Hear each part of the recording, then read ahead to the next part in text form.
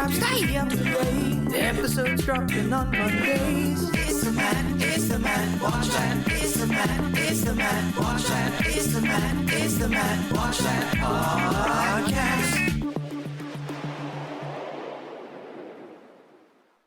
Welcome to the Matt Watch That podcast. I'm your host, Matt Seroski, filmmaker, film fan. Each episode, I'm going to review a movie or TV pilot that I probably should have seen but never got around to. It could be a recent favorite, critic's choice, or cult classic. Everyone can join in on the fun. Follow me on Twitter, Instagram, and Facebook at Matt Seroski. You can subscribe to my YouTube page where I'll post videos and clips from the show. If you have any opinions on what I've reviewed or suggestions as to what I should see next, use the hashtag MattWatchThat on social. Before we start, I wanted to give a status update of the podcast. This is the second to last podcast of this season. I'm going to be taking the next 2 weeks off, and then the podcast will be back on December 6th for our Christmas special. We are in the home stretch, and it's that time of the year, holidays coming around, and I just wanted to take a moment to thank everyone who has listened to this podcast. The first question that most people ask me is, how many people download your episodes? And I don't like giving out any numbers because that's not why I'm doing it, but this is what I'll tell you. It's more than just my family and friends, but Joe Rogan has nothing to worry about. When I started this podcast, I had absolutely no expectations. I just wanted to learn a new skill. From the time that I decided to do a podcast to the release of my first episode, it was probably about a month and a half. I knew absolutely nothing. I didn't know what mics to use, what software to edit, how to get it up on all these platforms. I was a complete noob.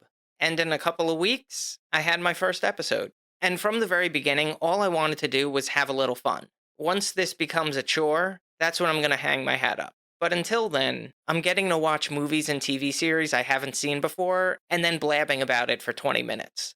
It's a pretty good gig. And outside of buying a microphone and interface, which I had to do anyway to do some composing, it doesn't cost me anything. Nada. Zilch. So I'm looking forward to doing season 2. There are still plenty of things out there that I haven't seen yet, and I hope people will continue to come along for the ride. On to the main attraction. Each review will end with a ranking out of 5 stars. 1 star is skip it, 2 stars watch at your own risk, 3 stars standard fare, 4 stars worth checking out, and 5 stars must see. Now if I give a title 5 stars, it doesn't mean I'm comparing it to Casablanca, Jaws, or Seinfeld. I rank titles based on other movies or TV series in that genre and at that time period. So let's jump into it. These are my ruminations and observations of the movie Austin Powers, International Man of Mystery, from 1997. How'd I miss it? I just don't think I was the right age for Austin Powers. When it came out, I saw the trailers and it didn't intrigue me at all. That's not to say I'm not a Mike Myers fan. Wayne's World was my Mike Myers film. That came out when I was just a teenager. I was the right age. I loved the humor. Big Queen fan, so when I saw that Bohemian Rhapsody sequence, I instantly fell for the movie. But with Austin Powers, everyone was going around doing an impression. It just annoyed me. And I feel like I have seen it because I get all the references. Just never got to a point where I'm like, yeah, I really want to see this thing. But now I have a podcast and I needed a movie. It was directed by Jay Roach, who helmed Bombshell, Meet the Parents, Trumbo, and won 4 Primetime Emmy Awards for Game Change and Recount. He's married to singer Susanna Hoffs, Lucky Man, since 1993, who has a cameo appearance in the movie and was responsible for reuniting the Bangles, who contributed the song Get the Girl to the Austin Powers sequel, The Spy Who Shagged Me. The screenplay was written by Mike Myers, who starred in Wayne's World, Shrek, and The Cat in the Hat, and known from Saturday Night Live for his characters Linda Richmond, Stuart Rankin, and Dieter. He plays the lead role of Austin Powers and his nemesis, Dr. Evil. Here's a quote without context. "There's nothing more pathetic than an aging hipster." So it's 1967. We're introduced to Dr. Evil in his underground lair. Assassins gathered round a large conference table. He's bemoaning the fact that they haven't killed Britain's top secret agent, Austin Powers. Cue Austin Powers, and a dance sequence that ensues over the opening credits. This is nothing more than padding the runtime. He's picked up by Mrs. Kensington in a Union Jack-covered Aston Martin.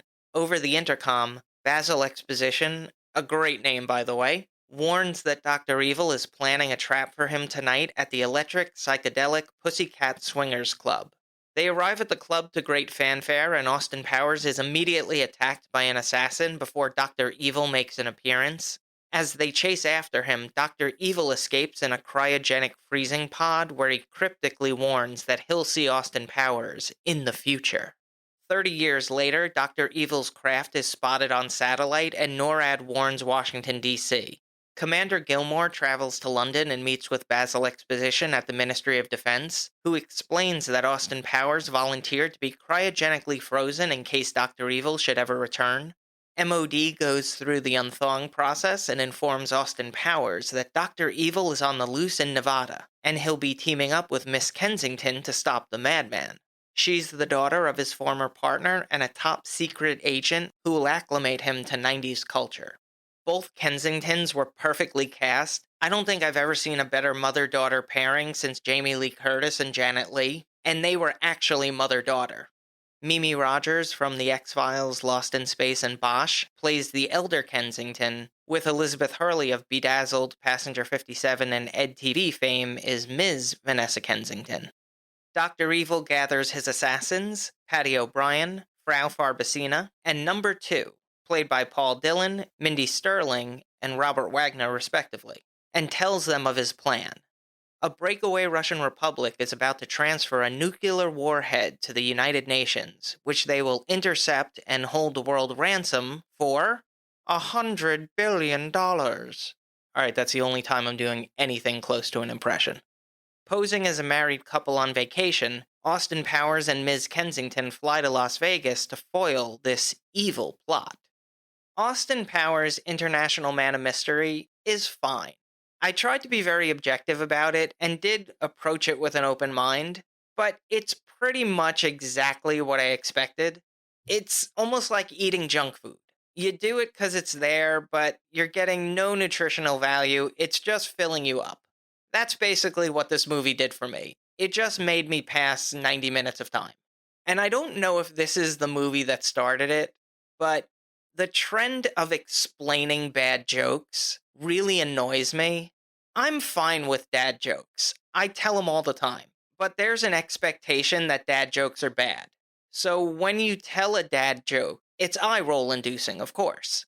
But then to explain the bad joke makes it even worse. And that's what I feel that this movie does. It just harps on jokes that aren't really funny. How about just telling good jokes? It's still a harmless movie to me. I don't feel offended by watching it.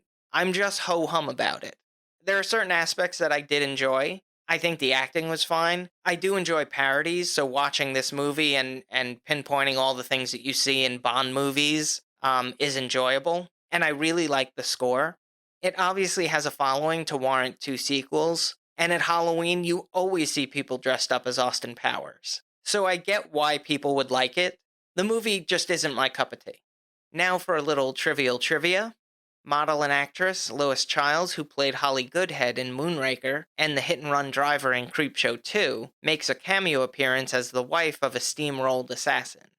The cinematography was captured by Peter Deming, whose filmography includes Mulholland Drive, My Cousin Vinny, and I Heart Huckabees. During the 60s sequence, the camera work perfectly captures that era, or at least what we think of that era. Go-go dancers filmed at low angles, neon colors, lots of swirls, all that good stuff. It was edited by Deborah Neal Fisher, who worked on The Hangover, Sonic the Hedgehog, and 50 Shades of Ugh. The score was composed by George S. Clinton, who wrote the music for Mortal Kombat, Wild Things, and the Santa Claus 2 Electric Boogaloo. It's an excellent blend of sound-alike Bond themes and 60s-inspired motifs. The soundtrack features songs by the Cardigans, the Divinyls, and Susanna Hoffs. Quincy Jones wrote and produced Soul Bossa Nova in 1962, which was used as the theme to Austin Powers. This is something to look out for. There are cameo appearances by Tom Arnold, Carrie Fisher, Rob Lowe, Michael McDonald, Sherry O'Terry, Christian Slater, Burt Bacharach, and Larry Thomas, the soup Nazi from Seinfeld. Since that series started streaming on Netflix on October 1st, I've been binging it every day, and I'm now halfway through season 9. Such an amazing show. The runtime is 1 hour 31 minutes. It had a budget of $16.5 million and grossed $68 million at the box office. It won Best Villain and Best Dance Sequence at the 1998 MTV Movie Awards. It's produced 2 sequels, The Spy Who Shagged Me in 1999 and Goldmember in 2002. A 4th in the series has been kicked around since 2005. Ultimately, the movie comes down to Yeah Baby, Big Boy, WW2, No Inner Monologue, A Hefty Ransom, Turbulence, Don't Force It, Project Vulcan, Fembots, Thrombo, and Paris Talk. I give it 2.5 out of 5 stars. Add a star if you're under the age of 14. If you've seen Austin Powers, International Man of Mystery, and have opinions on the movie, let me know what you think using the hashtag MattWatchThat. Moving right along, each episode, I'm going to post clips that I think people should watch. It could be movie trailers, music videos, interviews, or something completely random. Search for my YouTube page and there will be a playlist called Matt Watch That Playback. So 10 years ago, on November 29th, 2011, we lost one of the greatest comedians out there, Patrice O'Neil. I've spoken at length about how brilliant I thought that he was, but he just never got to that next level of stardom where he's a household name like Kevin Hart, or Chris Rock, or Dave Chappelle. I do remember exactly where I was when he passed. It was at work. I was at a television channel at the time. I either read it online or heard it from the Opie and Anthony show, but as soon as the news broke, I ran to my coworker's office. Her name was Maureen. She's very well known in the comedy world. She was a talent agent for many heavy hitters in stand-up. Jim Norton, Colin Quinn, Dave Chappelle. And she was one of my favorite coworkers. We talked all the time about comedy. And I stood in her doorway, and she looked at me, and we both knew that we both knew. She had some more insight because she's in that circle. But for those who are unaware, Patrice had a stroke that was probably brought on because of his diabetes, and he was overweight. But he was in a coma, I think, for about a month, and then finally passed on. But she and I were just talking, and she was telling me some funny stories about some interactions she had with Patrice on the green room with Paul Provenza. As we were talking, her assistant, who was sitting outside the door, called in and said, there's a Robert Kelly on the line. And I looked at her and I'm like, is that Bobby Kelly, the comedian? She's like, yeah. So I excused myself and let them talk, but I'll never forget that day. It was inevitable, it was expected, but it was still a shock. But after he had passed, Maureen worked with Bill Burr on the Patrice O'Neil Benefit, which is a yearly event where comedians come together, do about a 10-minute set, and all the proceeds go to his mother, his wife, and his stepdaughter. But I can't say enough about Patrice. He's just an amazing comedian. And his insight into society, culture, people is just incredible. I'm going to post 2 clips that I think really encapsulate who Patrice O'Neil was. The first is when he was being interviewed on Fox News with the president of Now.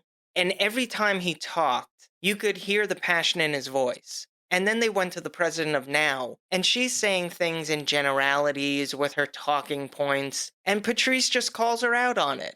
And it's an amazing clip. He just brutalizes her verbally, to the point where at the end, the Now president is even laughing. It's just an amazing clip.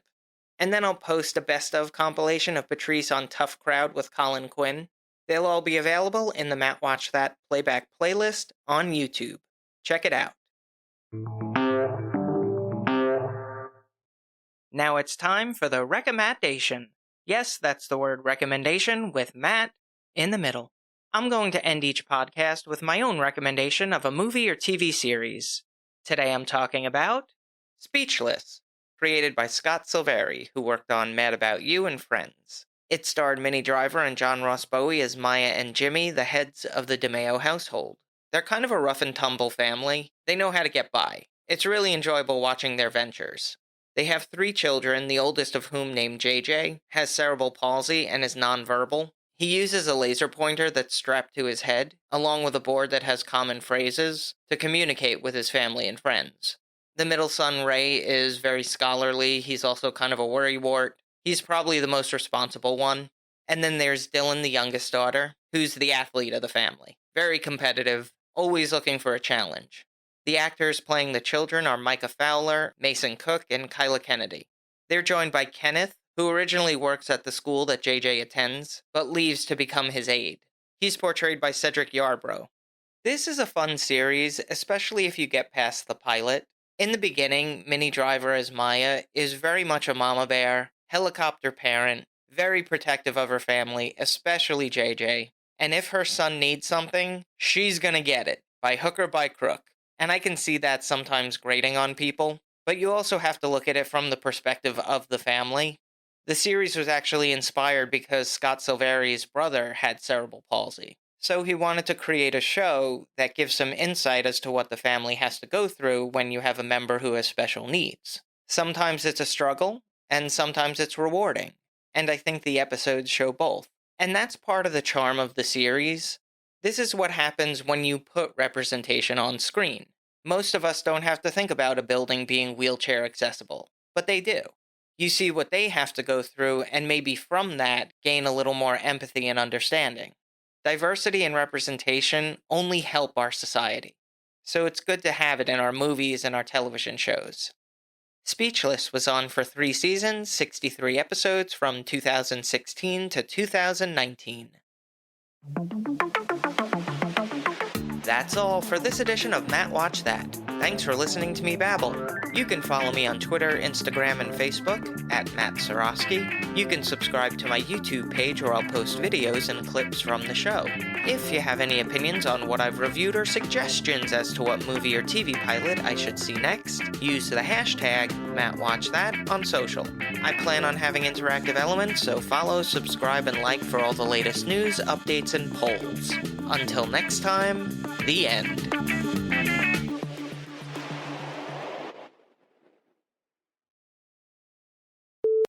Dr. Evil is planning a trap for him tonight at the electric Whoopsie! There's take 1. He's married to singer Susanna Hoffs, who has a cameo appearance in the movie and was responsible for reuniting the Bangles, who contributed the song Get the Girl to the Austin Powers sequel, The Spy Who Shagged Me. They're a rough and tumbly